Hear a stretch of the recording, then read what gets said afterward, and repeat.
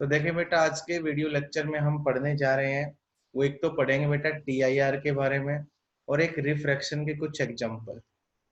तो मैंने last time आपको पढ़ाया था बेटा, रिफ्रैक्शन पढ़ाया था।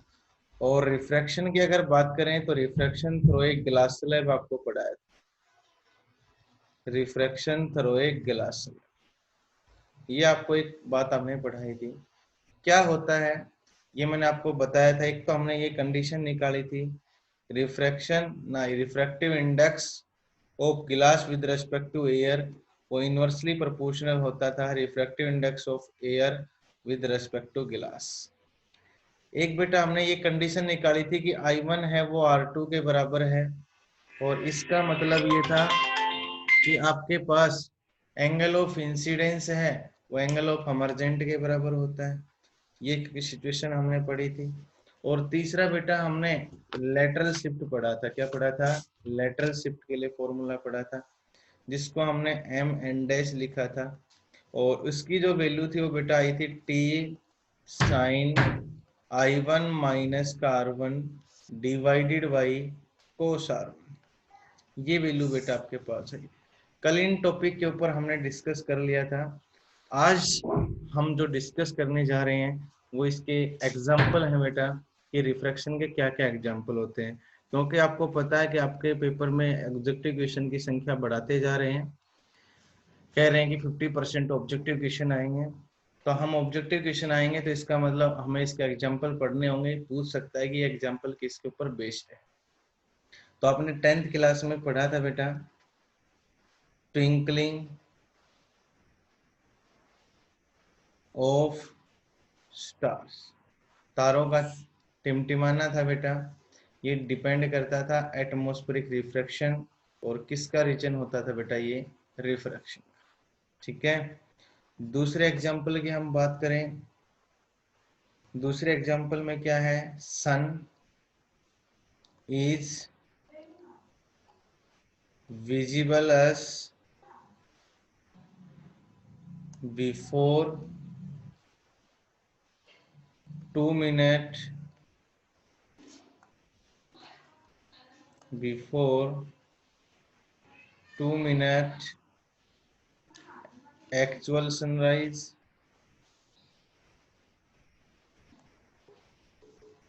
and after 2 minute actual sunset। ये बेटा हम 10वीं क्लास में पढ़ते थे। सिर्फ एग्जाम्पल हमें बात करने हैं कि सूरज का 2 मिनट पहले दिखाई देना एक्चुअल सनराइज होने से पहले, और छिपने के 2 मिनट बाद हमें दिखाई देना, ये एग्जाम्पल किसका होता था? एटमॉस्फेरिक रिफ्रैक्शन का। किसका एग्जाम्पल होता था बेटा? Atmospheric refraction. तीसरे के एग्जाम्पल की बात करूं तो ये आपके पास होता था ए वाटर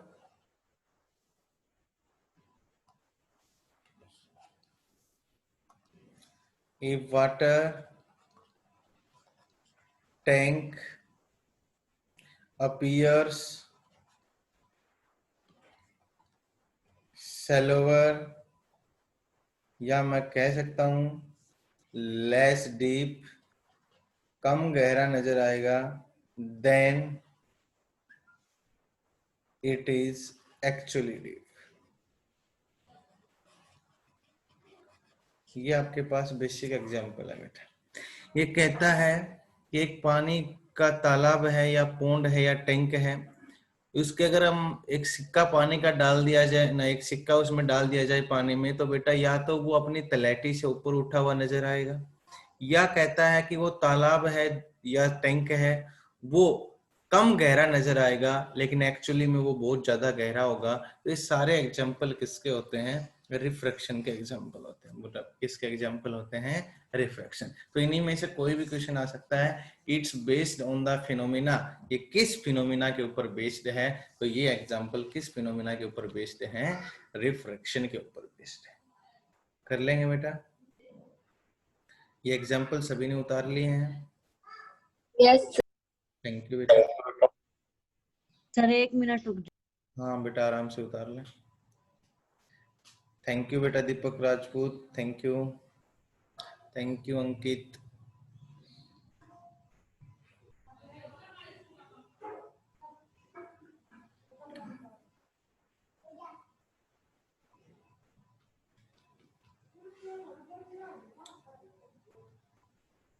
देखें नेक्स्ट की अगर बात करते हैं बेटा, तो इसमें मैं आपके सामने एक इंपॉर्टेंट फॉर्मूला लिखने जा रहा हूं और उसको ध्यान से देखें। इंपॉर्टेंट फॉर्मूला क्या है और उसको उतारना भी है बेटा। जैसे ये टैंक है, इसकी एक्चुअल डेप्थ यहां तक है बेटा, यहां तक, लेकिन ये आप देख रहे हैं तो आपको यहां नजर आ रहा है, तो ये बेटा इसकी अपीरियंट डेप्थ कहलाती है, अपीरियंट डेप्थ। ठीक है, और एक्चुअल डेप्थ बेटा इसकी ये, एक्चुअल डेप्थ इसकी ये। तो ये सारा काम किसके कारण है? रिफ्रैक्शन के कारण। किसके कारण है ये? रिफ्रैक्शन। और रिफ्रैक्शन बेटा डिपेंड करता है रिफ्रैक्टिव इंडेक्स पे। किस पे डिपेंड करता है? रिफ्रैक्टिव इंडेक्स के ऊपर। तो एक आपको नया फॉर्मूला बताता हूं। रिफ्रैक्टिव इंडेक्स को एन से भी डिनोट किया जाता है, या हम डिनोट करते आ रहे हैं म्यू से, चाहे म्यू से डिनोट कर सकते हैं। Mu is equal to real depth बटा अपीरियंट डेप्थ। ये क्वेश्चन भी बहुत बार पूछा जाता है कि डेप्थ की फॉर्म में रिफ्रैक्टिव इंडेक्स। तो आप कह रहे हो कि एग्जाम्पल किसका है? रिफ्रैक्शन का। और रिफ्रैक्शन का अगर एग्जाम्पल है तो रिफ्रैक्शन किस पे डिपेंड करता है? रिफ्रैक्टिव इंडेक्स पे। तो जो रियल डेप्थ थी वो नजर नहीं आ रही, उसको क्या नजर आ रही है? अपीरियंट डेप्थ। तो रिफ्रैक्टिव इंडेक्स का एक फॉर्मूला होता है बेटा दूसरा, और वो फॉर्मूला आपको याद रखना है, रियल डेप्थ बटा अपीरियंट डेप्थ। जब आपको हाइट की फॉर्म में पूछे तो आप यहां से इस फॉर्मूले को निकाल सकते हैं, रियल डेप्थ अपॉन में अपीरियंट डेप्थ। अब मैं आपके सामने बात करता हूं। देखें बेटा, आपने कहा है कि इसका जो फॉर्मूला है म्यू, वो आपके पास निकल के आया real depth divided by apparent depth. अगर बेटा मैं अपीरियंट डेप्थ निकालूं तो मेरे पास निकल के आ जाएगा रियल डेप्थ बटा रिफ्रैक्टिव इंडेक्स म्यू। ठीक है, इसका निकल के आ जाएगा real depth divide by refractive index mu. अब मैं कहूं कि ये कितना ऊपर उठा हुआ नजर आया, तो देखो मैं यहाँ पे रेड कलर से मार्क कर रहा हूँ। रियल में ये यहाँ था, लेकिन अब यहां नजर आ रहा है यहाँ, तो ये इतनी हाइट ऊपर उठा हुआ नजर आ रहा है। हाइट राइज अप, कितनी हाइट ये ऊपर उठा हुआ है। ठीक है, तो कितनी हाइट ऊपर उठा हुआ है उसकी वैल्यू निकालें। राइज हाइट, कितनी हाइट ऊपर उठा हुआ है, कितनी हाइट ऊपर उठा हुआ है कैसे निकाल सकते हैं बेटा? रियल डेप्थ में से क्या घटा देंगे आप यहाँ पे?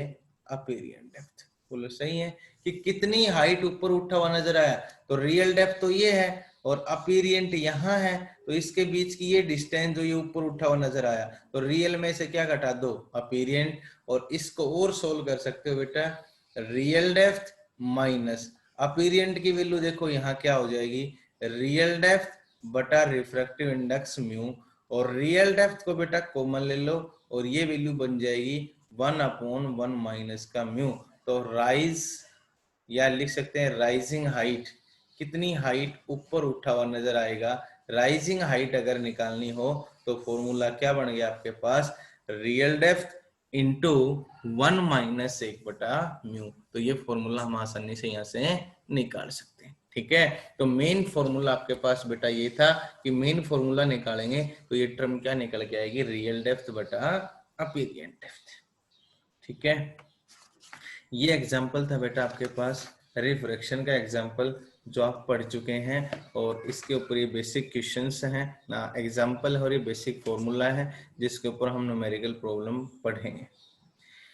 सर इसमें पता कैसे चलेगा कैसे पता कि कितने चलेगा? ऊपर इसका बेटा अपेरेंट डेंसर है ना? तो बेटा ये दिया मिलेगा कि जैसे ये दिया मिलेगा कि एक्चुअल हाइट इसकी 20 मीटर थी और अपीयर हो रही हो 10 मीटर, ये आपको गिवन मिलेगा। ठीक है, या आपको एक्चुअल हाइट दे देगा और रिफ्रैक्टिव इंडेक्स दे देगा, जैसे मान लो 3/2, तो यहाँ से आपको अपीरियंट हाइट निकाल सकते हैं। ठीक है, तो कोई भी दो वैल्यू आपको गिवन मिलेंगी और तीसरी वैल्यू आपको निकालनी पड़ेगी। ठीक है बेटा, अब हम नेक्स्ट बात करते हैं और सबसे इंपॉर्टेंट टॉपिक अपने पास जो निकल के आता है वो आता है बेटा TIR। देखे ध्यान से, टोटल इंटरनल रिफ्लेक्शन। नेक्स्ट बात करते हैं TIR और ये कहलाता है बेटा टोटल इंटरनल, थैंक यू बेटा Manoj, reflection. Total internal reflection क्या होता है? टोटल इंटरनल रिफ्लेक्शन की मैं बात करूं तो सबसे पहले इसकी डेफिनेशन साथ के साथ लिख लें। Phenomena of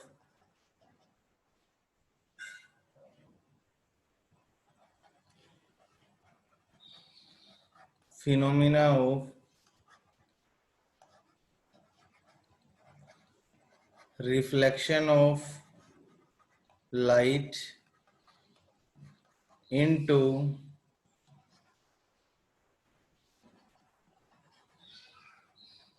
denser medium from an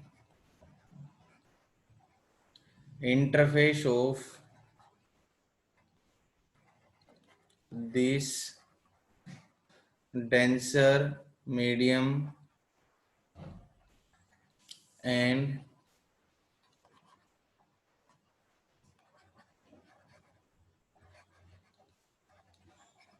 rare medium, of this denser medium and a rare medium। देखो TIR का रियल मीनिंग है बेटा टोटल इंटरनल रिफ्लेक्शन। अब सभी बच्चे स्क्रीन पे ध्यान देंगे, पहले मैं डायग्राम बनाता हूँ फिर समझाऊंगा आपको ये डेफिनेशन क्या होती है TIR। तो सबसे पहले बेटा हम बात करते हैं, एक बार लिखना बंद करके सिर्फ स्क्रीन पे देखें। एक ऐसा सरफेस है जो दो मीडियम को सेपरेट करता है, एक डेंसर है एक रेयर है, ठीक है। कोई लाइट रे का सोर्स बेटा यहाँ रखा हुआ है, ओ पॉइंट पे लाइट रे का सोर्स रखा हुआ है, जैसे कोई बल्ब वगैरह है या कुछ भी है, लाइट रे का सोर्स हम यहाँ से देख रहे हैं। ये लाइट रे यहाँ से चलना शुरू करेगी, ऐसे ये लाइट रे यहाँ से चले। अपना पहला काम होता है बेटा ये नॉर्मल डालना, पहला काम है नॉर्मल डालना। जैसे ही लाइट रे इंसिडेंट हुई तो डेंसर टू रेयर का केस है अवे फ्रॉम द नॉर्मल, किधर जाएगी? Away from the normal, normal से दूर, ऐसे मुड़ेगी नॉर्मल से दूर। तो ये नॉर्मल से दूर हो गया बेटा इधर, और अगर इधर जाता तो नॉर्मल के नजदीक होता, लेकिन हमें तो नॉर्मल से दूर जाना था अकॉर्डिंग टू रूल, नॉर्मल से दूर चला गया। फिर एक्सपेरिमेंट करके देखा गया कि थोड़ा सा एंगल ऑफ इंसिडेंस बढ़ाओ, तो दूसरी रे ऑफ लाइट डाली गई और दूसरी रे ऑफ लाइट ऐसे डाली गई, ये दूसरी रे ऑफ लाइट डाली बेटा। जैसे ही दूसरी रे ऑफ लाइट डाली तो फिर काम है अपना पहला नॉर्मल डालना।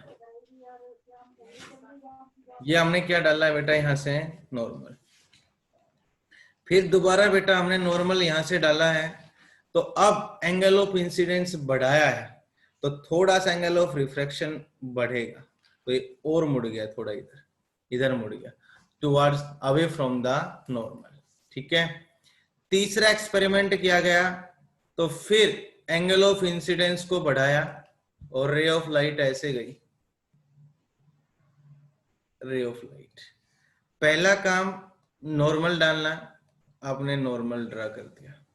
तो आप 2-3 एक्सपेरिमेंट करके देखे गए कि अगर इंसिडेंस को इंक्रीज करते हैं एंगल ऑफ इंसिडेंस तो रिफ्रैक्शन भी इंक्रीज करता है। तो जैसे जैसे एक्सपेरिमेंट बढ़ाया तो हमने पहले देखा एंगल ऑफ इंसिडेंस डाली है, मुड़ गई away from the normal, normal से दूर मुड़ गई। दोबारा अगर बात करते हैं तो अपने पास फिर एंगल ऑफ इंसिडेंस बढ़ाया, फिर ये और मुड़ गई नीचे की तरफ, फिर हमने एंगल ऑफ इंसिडेंस बढ़ाया और एक ऐसी स्टेज निकल के आई कि ये रे इस तरीके से मुड़ गई और ये एंगल आ गया 90 डिग्री। कितना एंगल आ गया? 90 डिग्री। अब धीरे धीरे धीरे धीरे एंगल ऑफ इंसिडेंस बढ़ाते गए और एंगल ऑफ रिफ्रैक्शन बढ़ता गया, ये नीचे की तरफ मुड़ना शुरू हो गया। फिर एक एक्सपेरिमेंट किया गया, फिर लाइट रे यहाँ से डाली गई इसी सोर्स से, ऐसे, ये लाइट रे डाल दी। पहला काम नॉर्मल डालना, ये नॉर्मल डालना। अब फिर एंगल ऑफ इंसिडेंस बढ़ाया तो एंगल ऑफ इंसिडेंस बढ़ाया तो एंगल ऑफ रिफ्रैक्शन बढ़ेगा। बढ़ेगा तो 90 से ज्यादा, तो 90 से ज्यादा किधर आएगा, नीचे की तरफ, और ये रे टोटली रिफ्लेक्ट करके इधर आ गई। अब ये रे इधर आ गई। तो क्या चीज देखने को मिली, एक बात ध्यान से देखना अब मेरा कंसेप्ट, कि सबसे पहले हमने एक ऐसा सरफेस लिया जो दो मीडियम को सेपरेट करता है। सबसे पहले एक ऐसा सरफेस लिया जो दो मीडियम को सेपरेट करता है, और दो मीडियम की अगर बात करें तो अपने पास क्या कंडीशन आएगी कि एक डेंसर मीडियम है और एक रेयर मीडियम है।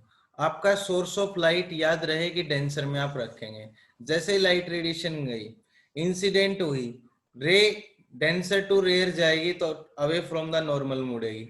ऐसे ही यहाँ डेंसर टू रे अवे फ्रॉम द नॉर्मल। लेकिन पाया गया एक्सपेरिमेंटल स्टडी में कि जैसे जैसे एंगल ऑफ इंसिडेंस बढ़ाया गया वैसे वैसे रिफ्रैक्शन बढ़ा, और एक ऐसी स्टेज आई जिसके ऊपर एंगल ऑफ इंसिडेंस जिससे डाला और एंगल ऑफ रिफ्रैक्शन 90 बन गया, उस एंगल को बेटा क्रिटिकल नाम दिया गया, क्रिटिकल एंगल। अब कैसे, जैसे मैंने शुरुआत में डाला 10 डिग्री से इंसिडेंस और रे रिफ्रैक्ट होगी 20 से, फिर मैंने थोड़ा एंगल बढ़ाया, आपके पास ये इतना मान लेते हैं, मान लो सपोज दैट 60 मान लेते हैं, 60 से, फिर मैंने 15 किया तो ये होगी 70, फिर मैंने मान लो 20 किया तो ये होगी 80 रिफ्रैक्शन, और मैंने मान लो 30 किया और इस पे रिफ्रैक्शन बन गया 90।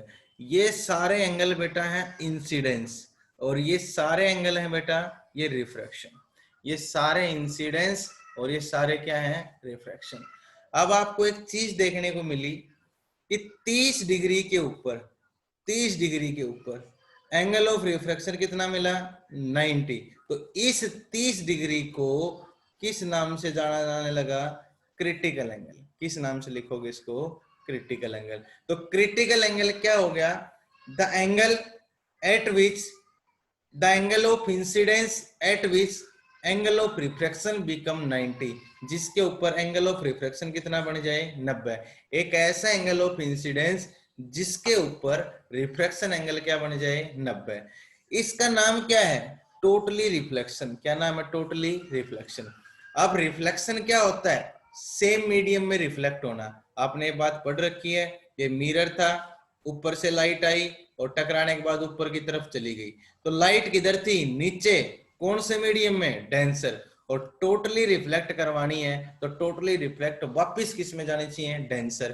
तब आपका एंगल ऑफ रिफ्लेक्शन 90 से क्या होना चाहिए, ज्यादा, और 90 से अगर ज्यादा होगा तो 100% आपका एंगल ऑफ इंसिडेंस इस क्रिटिकल से ज्यादा होना चाहिए। किससे ज्यादा होना चाहिए, क्रिटिकल। क्योंकि क्रिटिकल सपोज दैट अपना 30 है, तो अब मैं अगर 40 डिग्री डालूं तो ये मान लो कितना बन जाएगा, 100, और 100 बनेगा तो किधर आएगा, नीचे की तरफ। अगर मैं 50 डिग्री से डालूं तो मान लो ये बन गया 120, तो किधर आएगा, नीचे की तरफ, और नीचे की तरफ आएगा तो वापिस कौन सा मीडियम है, डेंसर। कौन सा मीडियम बेटा, डेंसर। तो रे ऑफ लाइट इस सरफेस से टकराने के बाद वापिस डेंसर मीडियम में टोटली रिफ्लेक्ट होगी, और ऐसे फिनोमिना को क्या कहा जाता है, टोटल इंटरनल रिफ्लेक्शन। ठीक है। और क्रिटिकल एंगल क्या हुआ कि एक ऐसा एंगल ऑफ इंसिडेंस जिसके ऊपर एंगल ऑफ रिफ्लेक्शन क्या बन जाए, 90 डिग्री। ऐसे एंगल ऑफ इंसिडेंस को क्रिटिकल एंगल के नाम से जानेंगे। किस नाम से जानेंगे, क्रिटिकल एंगल के नाम से। तो बेटा डायग्राम समझ में आया सभी को, तो एक बार यस सर बोले या रेज योर हैंड्स करें बेटा। Yes sir. यस आ गया। अब बेटा डेफिनेशन देखें।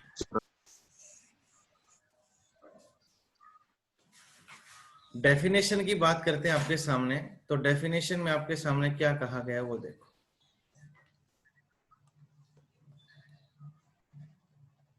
डेफिनेशन की बात, डेफिनेशन में आपसे कहा गया है एक ऐसा फिनोमिना जिसमें रिफ्लेक्शन ऑफ लाइट, लाइट का क्या हो, रिफ्लेक्शन।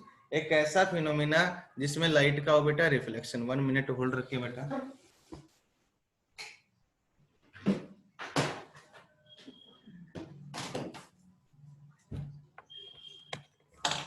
देखें, एक ऐसा फिनोमिना जिसमें कह रहा है आपके पास लाइट टोटली रिफ्लेक्ट रहे इनटू डेंसर मीडियम, रिफ्लेक्ट करके किस में आए बेटा, डेंसर मीडियम। कहां से, फ्रॉम एन इंटरफेस, एक इंटरफेस मतलब एक ऐसे सरफेस से जो of this denser medium and rare medium, जो कहता है कि किसका सरफेस है, डेंसर मीडियम का भी है और किसका है, रेयर मीडियम का भी। तो लाइट का वापस रिफ्लेक्ट होना डेंसर मीडियम में और एक ऐसे सरफेस से जो दो सरफेस को सेपरेट करता है, दो मीडियम को, या तो कह सकते हो denser medium and rare medium, या कह सकते हो surface from an interface of this denser medium and rare medium, या दो मीडियम का वो सरफेस है। ठीक है, तो क्या आएगा आपके पास डेफिनेशन, एक ऐसा फिनोमिना जिसमें लाइट टोटली डेंसर मीडियम में आए, किससे टकराने के बाद, एक ऐसे सरफेस से जो दो मीडियम रख रखे हैं, एक डेंसर मीडियम और एक क्या रख रखा है, रेयर मीडियम। तो बेटा डेफिनेशन आपको समझ में आई, कर लेंगे यहां तक। Yes sir. इसके अंदर दूसरी डेफिनेशन लिखें, और दूसरी डेफिनेशन है बेटा आपके पास, हाँ बेटा बताइए, क्रिटिकल एंगल। दूसरी डेफिनेशन आपके पास आती है क्रिटिकल एंगल, लिखें angle of incidence in denser medium, angle of incidence in denser medium at angle of incidence in denser medium at which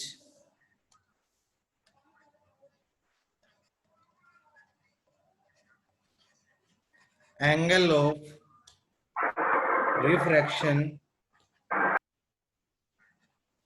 becomes 90 degree. Critical angle की डेफिनेशन क्या बनेगी, angle of incidence in denser medium, denser medium में एक ऐसा angle of incidence at which angle of refraction, angle of refraction है वो कितना बन जाए, 90 डिग्री बन जाए। तो ऐसे एंगल को किस नाम से जाना जाता है, क्रिटिकल एंगल के नाम से। ठीक है, ऐसे एंगल को किस नाम से जानते हैं, क्रिटिकल एंगल के नाम से। यहां तक का डायग्राम, टीआईआर की डेफिनेशन और क्रिटिकल एंगल सभी बच्चे उतार लें बेटा, इस कंसेप्ट को सभी बच्चे उतार लें।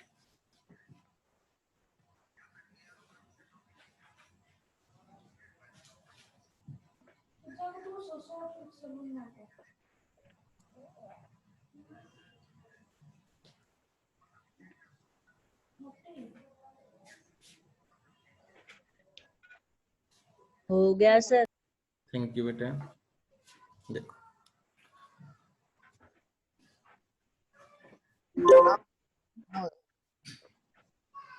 एक कंडीशन आपके पास पूछी जाती है, रिलेशन बिटवीन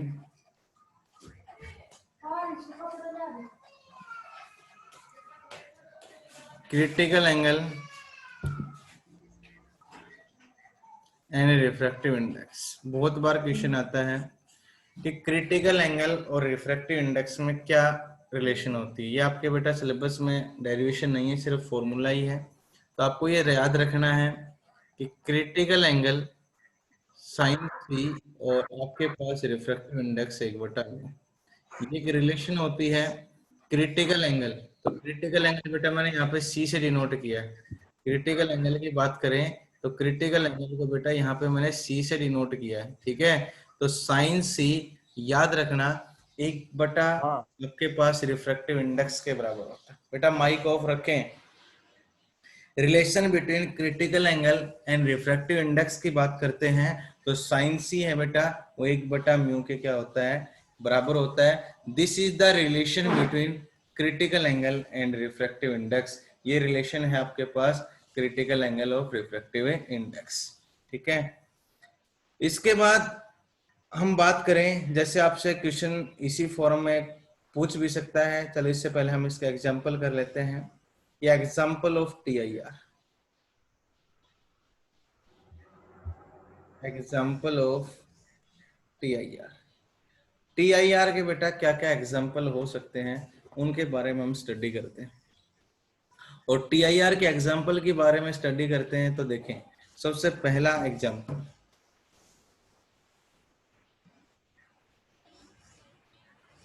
ब्रिलियंस ऑफ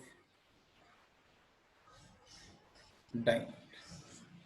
पहला एग्जाम्पल है बेटा आपके पास, और वो एग्जाम्पल है ब्रिलियंस ऑफ डायमंड। हीरे का चमकना वो बेटा डिपेंड करता है, किसके ऊपर डिपेंड करता है? TIR। Brilliance of diamond depend करता है TIR। और एक मैं आपको बता देता हूँ फॉर शॉर्ट नॉलेज, जो हीरे का क्रिटिकल एंगल है वो बेटा होता है 24.4 डिग्री। हीरे का जो क्रिटिकल एंगल है वो 24.4 डिग्री। अगर कोई हीरे को ऐसे काटा जाता है कि उसके ऊपर कोई भी रे जब 24.4 डिग्री से ज्यादा से टकराएगी तो वो टोटली रिफ्लेक्ट हो जाएगी। टोटली क्या हो जाएगी? रिफ्लेक्ट। और जब वो टोटली रिफ्लेक्ट होगी तो हमें वो चमकता हुआ नजर आएगा। इसीलिए आपसे पूछा जाए कि ब्रिलियंस ऑफ डायमंड का किसका रीजन होता है, तो ब्रिलियंस ऑफ डायमंड किसका रीजन होता है? TIR का। ठीक है, उसके अंदर हम कहते हैं टोटल इंटरनल रिफ्लेक्शन। क्योंकि ब्रिलियंस ऑफ डायमंड TIR का तब होता है कि डायमंड को 24.4 डिग्री एंगल से काट के एक ऐसा एंगल से बनाया जाता है जिसके ऊपर कोई भी रे लगते ही वो टोटली रिफ्लेक्ट करेगी, और रिफ्लेक्ट करते ही वो चमकेगा। तो ब्रिलियंस ऑफ डायमंड एग्जाम्पल बनेगा TIR। दूसरा एक एग्जाम्पल होता है, ये बेसिक एग्जाम्पल आपने देखा भी होगा, और इसको हम बोलते हैं माइरेज। माइरेज क्या होता है? ठीक है, और ये होता है, सबसे पहले माइरेज का meaning object such as tree, हम ट्री के कहें, appears to be inverted if the tree is bank of a pond of water। आपने कई बार देखा होगा कि जोड़ के किनारे या रिवर के किनारे अगर कोई अभी आपके पास पेड़ है तो हम उसको देखते हैं तो उसकी एज इट इज पिक्चर नीचे पानी के अंदर उल्टी इमेज दिखाई देती है। अगर आप जोड़ वगैरह के किनारे कोई भी पौधे को देखते हैं, पेड़ को देखते हैं, तो उसकी एज इट इज इमेज वापिस पानी में दिखाई देना, वो क्या कहलाता था? माइरेज। ये एग्जाम्पल है बेटा माइरेज, और ये भी एग्जाम्पल होता है TIR।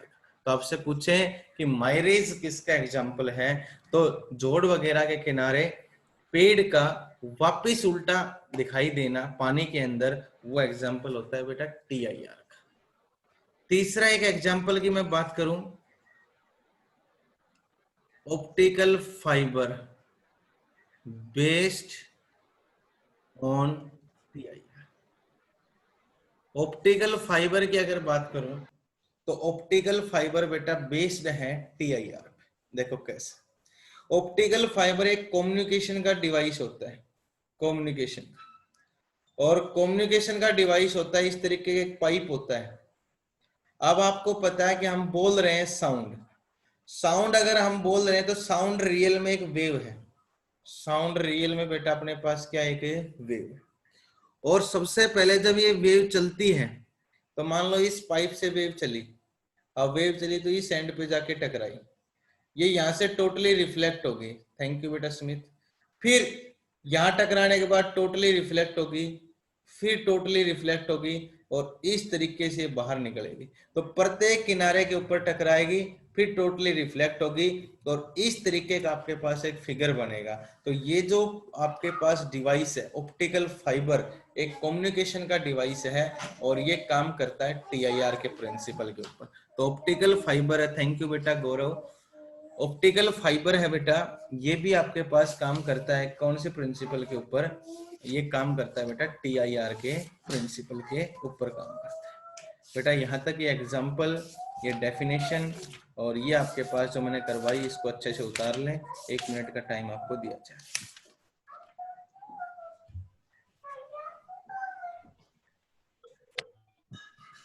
जाना। थैंक यू बेटा।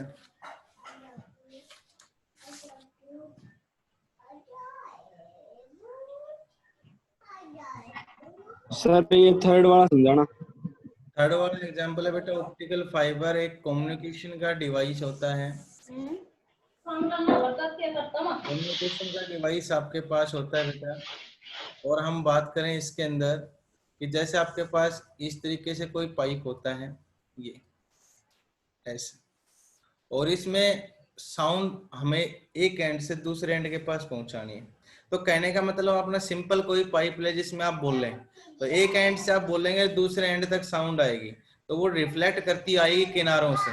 जैसे हमने बात कर ली यहाँ पे कि सबसे पहले लाइट साउंड वेव यहाँ से चली और इस किनारे पे जाके टकराई, अब वो यहाँ से बाहर तो जा नहीं सकती, टकराएगी सरफेस से तो टोटली रिफ्लेक्ट हो जाएगी, टोटली रिफ्लेक्ट यहाँ होगी, फिर टकराएगी तो फिर यहाँ जाएगी, बाहर नहीं जा सकती, टोटली रिफ्लेक्ट, और फिर टकराएगी तो इस एंड से क्या चली जाएगी बाहर। तो ऐसा आपके पास कम्युनिकेशन डिवाइस होता है जो काम करता है TIR के प्रिंसिपल के। ठीक है, ये सिचुएशन आपके पास TIR के लिए होती है। Thank you sir. Thank you बेटा। रस्सी में नहीं होता ये, किसमें बेटा? रस्सी में। रस्सी के अंदर से हम साउंड ट्रेवल करवा सकते हैं बेटा? नहीं करवा सकते हैं ना।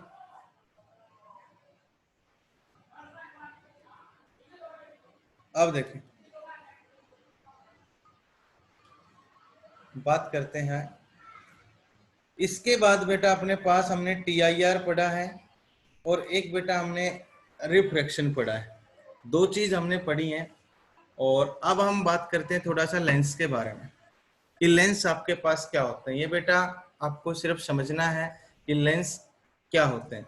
सबसे पहली बात आपके पास होती है कि बेटा लेंस बनाए जाते हैं, वो ट्रांसपेरेंट मीडियम के बनाए जाते हैं।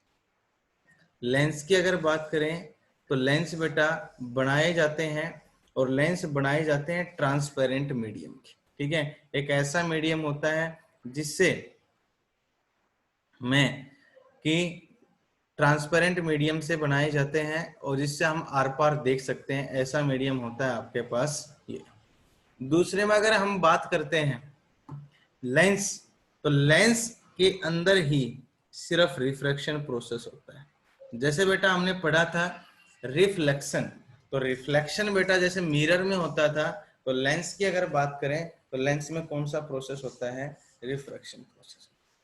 दो टाइप्स के होते हैं, ये आप जनरली 10वीं क्लास में पढ़ चुके हैं, सिर्फ मैं यहाँ पे आपको रिवाइज करवा रहा हूँ। ये आप पढ़ते थे बेटा, ये आप पढ़ते थे कॉन्वेक्स लेंस, और ये वाला जो पढ़ते थे बेटा आप, ये वाला, और ये वाला पढ़ते थे बेटा आप कॉनकेव लेंस। ये बेटा कॉन्वेक्स और ये आपके पास क्या होता है? कॉनकेव। जो बीच से आपके पास मोटा है और किनारों से पतला है वो आपके पास कॉन्वेक्स लेंस है, और जो बेटा किनारों से मोटा है और बीच से पतला है वो आपके पास कॉनकेव लेंस है। अब मेरी बात ध्यान से सुने, लेंस की अगर बात करते हैं तो प्रत्येक लेंस के पास बेटा दो फोकल लेंथ होती हैं और दो सेंटर ऑफ कर्वेचर होती हैं। ये आप 10वीं क्लास में पढ़ चुके हैं। जैसे ये लेंस की अगर बात करें, ये ऑप्टिकल्स, ये आपके पास प्रिंसिपल एक्सिस होता है बेटा। ठीक है, ये बेटा आपका ऑप्टिकल सेंटर होता है। ये आपका इस सरफेस के लिए, जैसे मैं नाम ले देता हूं एक्स वाई, इसको पॉइंट P1 और इसको पॉइंट P2, इस पॉइंट को P2 और इस पॉइंट को बेटा हम P1 लिख लेते हैं, इसको P1 और इसको P2। देखो एक सरफेस तो ये हो गया, एक सरफेस तो ये हो गया जिसका नाम है एक्स P1 y, और एक सरफेस ये है जिसका नाम है x, ये पॉइंट P2 बेटा, ये y, और दोनों को मिला देंगे तो कंप्लीट एक लेंस बन जाएगा। तो एक लेंस बेटा दो सरफेस को कंबाइन करने से मिलता है। ठीक है, तो इस सरफेस की रेडियस ऑफ कर्वेचर जो x P1 y है ये राइट हैंड साइड, और जो x P2 y है इसकी लेफ्ट हैंड साइड। तो अगर इसकी बात करें तो इसका फोकस f ये होगा और इसका सेंटर ऑफ कर्वेचर ये होगा F1 और C1। और कई बार हम इसको C1 ना लिख के 2f1 लिख दे तो कोई गलत नहीं होगा, ठीक है, क्योंकि radius of curvature focal length की डबल होती है। क्या होती है? डबल। अब इस सरफेस की बात करूंगा जो मैं रेड मार्क कर रहा हूं, इस सरफेस की बात करूंगा तो इसका फोकस इधर आएगा f2 और रेडियस ऑफ कर्वेचर इधर आएगा 2f2, ठीक है बेटा।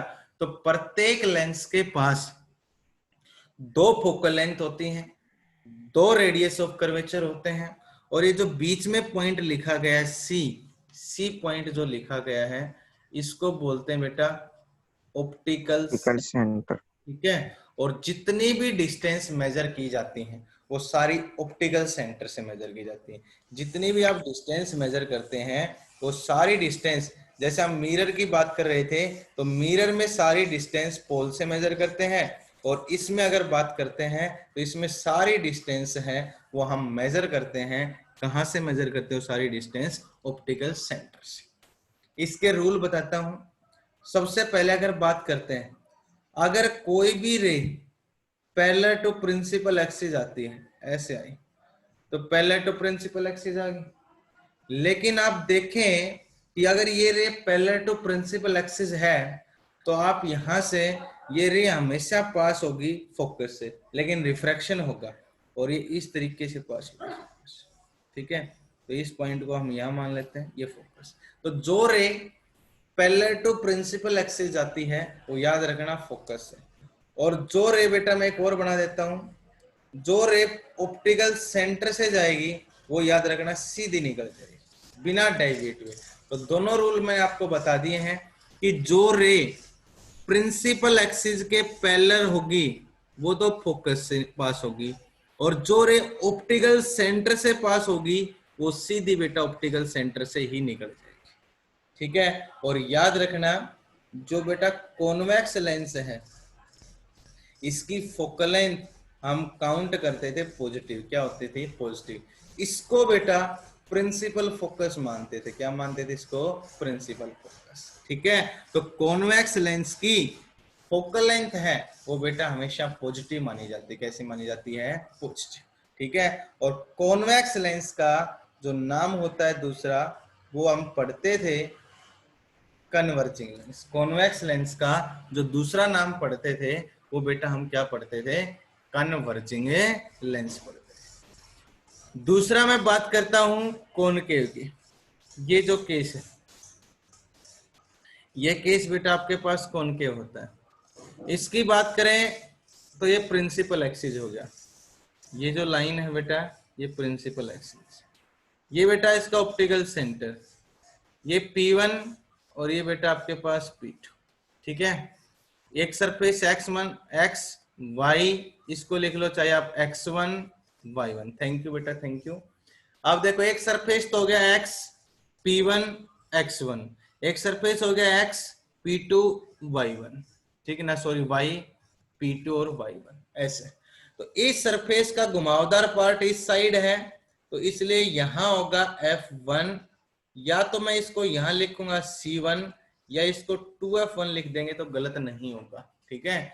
चाहे आप 2F1 लिखें चाहे आप C1 लिखें, क्योंकि radii of curvature focal length की डबल होती है। इस सरफेस की बात करता हूं, इस सरफेस की जो मैं ग्रीन मार्क कर रहा हूं, तो इसका फोकस इधर होगा F2 और ये 2F2, या इसको हम लिखेंगे C2। क्या नाम लिखेंगे? C2, ठीक है। ये बेटा इसकी जो प्रिंसिपल फोकस है, इसकी जो प्रिंसिपल फोकस मानी जाएगी वो लेफ्ट हैंड साइड, और याद रखना इसकी जो फोकल लेंथ है वो हमेशा नेगेटिव होगी। कौन से की बात कर रहा हूं मैं? कॉनकेव। ये दोनों रूल आपको याद रखने। कॉन्वेक्स की फोकल लेंथ हमेशा पॉजिटिव काउंट करोगे, कॉनकेव की फोकल लेंथ हमेशा नेगेटिव काउंट करेंगे। कैसे काउंट करेंगे बेटा? नेगेटिव। अब मैं बता देता हूं कैसे इसके लिए रूल डायग्राम आपके पास बनाते थे, कैसे नेगेटिव काउंट करते हैं। देखो ये कन्वर्ज करके यहां मिलाता था तो यहां हम इसको पॉजिटिव काउंट करते थे। कैसे काउंट करते थे? पॉजिटिव। अगर मैं कॉनकेव की बात करूं तो ये बेटा आपके पास कॉनकेव हो गया,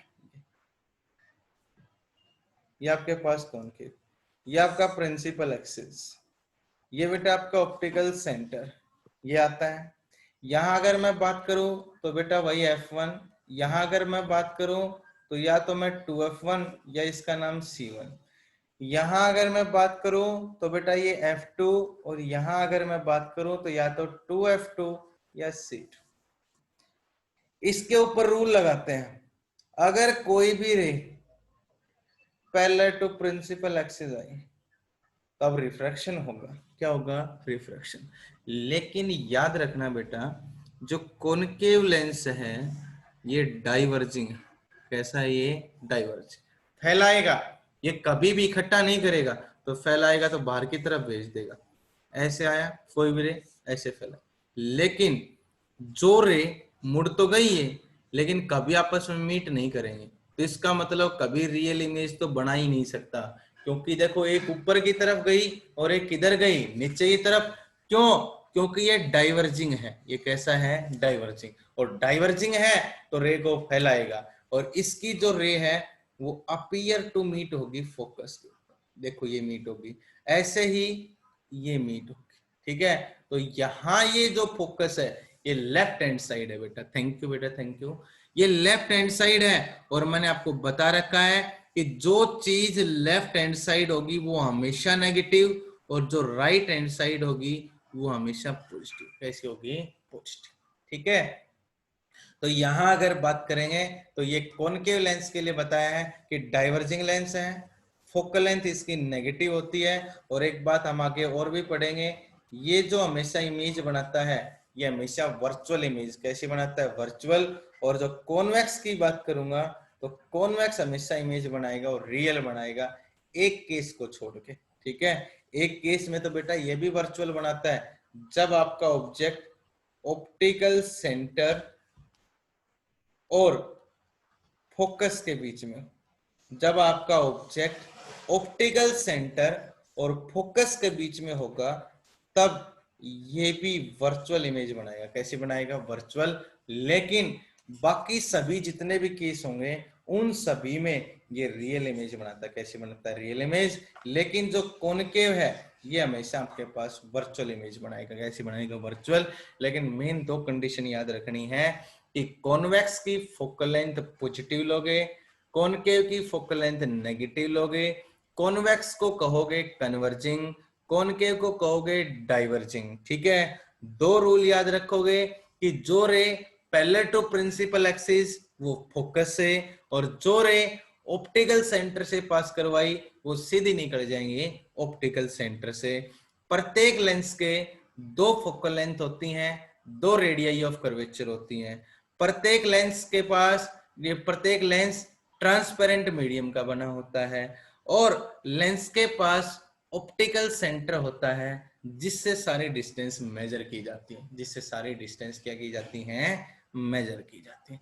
तो बेटा लेंस का जो कंसेप्ट आपको रिवाइज करवाया है ये अच्छे से आपको समझ में आया होगा। आज की क्लास हम यहीं एंड करते हैं।